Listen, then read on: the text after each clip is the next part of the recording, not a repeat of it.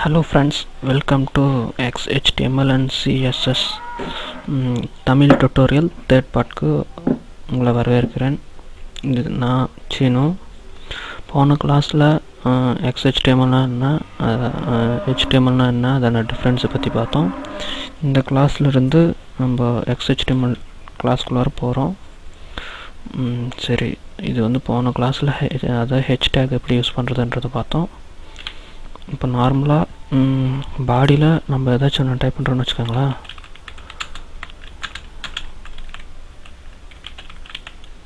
இது மாதிரி டைப் பண்ணுறோம். அதாவது எதுவுமே எந்த ஒரு டேக்கையும் யூஸ் பண்ணாத பாடிக்குள்ளார ஒரு டேக் யூஸ் பண்ணுறோன்னு வச்சுக்கோங்க.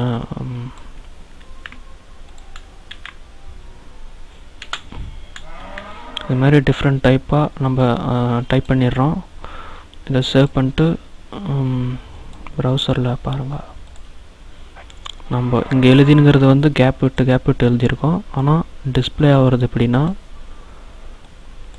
ஒரே லைனாக வருது. அதுக்காக தான் நம்ம இப்போ ஒரு புதுசாக ஒரு டேக்கை யூஸ் பண்ண போகிறோம். அந்த டேக் பேர் பேராகிராஃப், அதாவது பின்ற டேக்கை யூஸ் பண்ண போகிறோம்.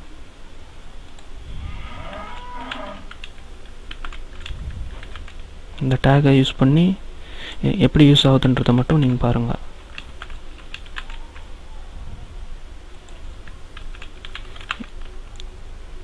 இப்போ பின்ற டேக்கை யூஸ் பண்ணியிருக்கேன். அதாவது இது ஃபுல்லாக முடியுங்க.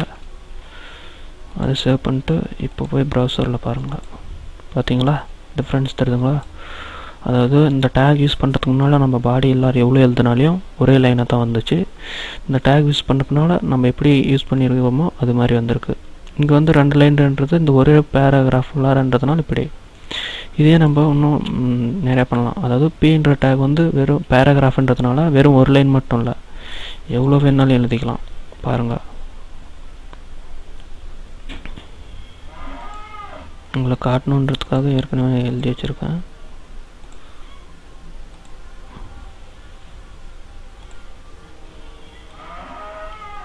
இதை நான் காப்பி பண்ணிக்கிறேன்.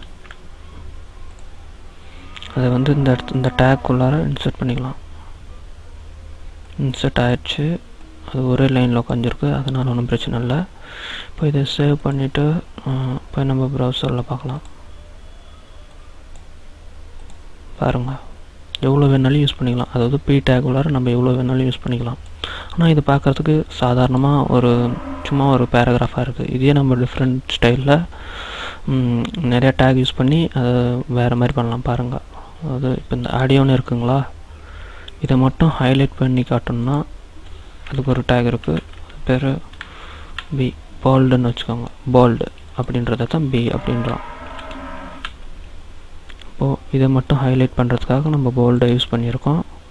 அப்புறம் இன்னும் இருக்குது, இன்னும் பாருங்கள்.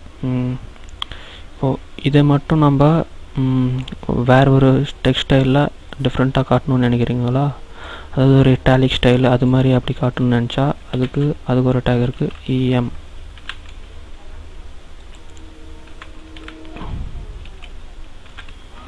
பாருங்க, அதாவது இது வந்து போல்டு, இது வந்து இட்டாலிக் ஸ்டைல்.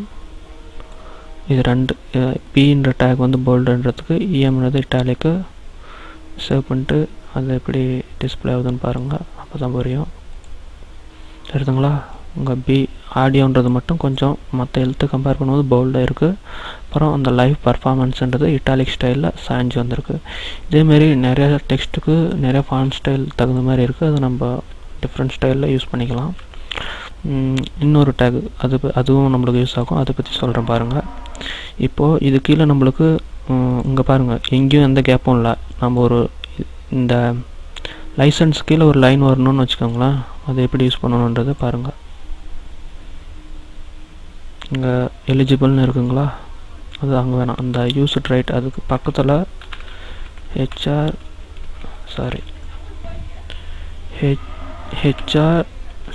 HR/greater இந்த டேக் யூஸ் பண்ணிங்கன்னா ஒரு அண்டர் லைன் வரும். ஹரிசாண்டல் லைன்ன்றதுக்கு தான் ஹெச்ஆர்னு ஷார்ட் மீனிங் வச்சுருக்காங்க. இப்போ இது எப்படி யூஸ் ஆகுதுன்றதை பார்க்கலாம். இருக்குதுங்களா? அதாவது இந்த டேக் யூஸ் பண்ணால் அந்த லைன் வரும், அது வந்து போல்டு, அப்புறம் இட்டாலிக். இது மாதிரி நிறையா ஃபாண்டை ஸ்டைல் பண்ணுறதுக்கு லைன் வரத்துக்கு யூஸ் பண்ணுறோம்.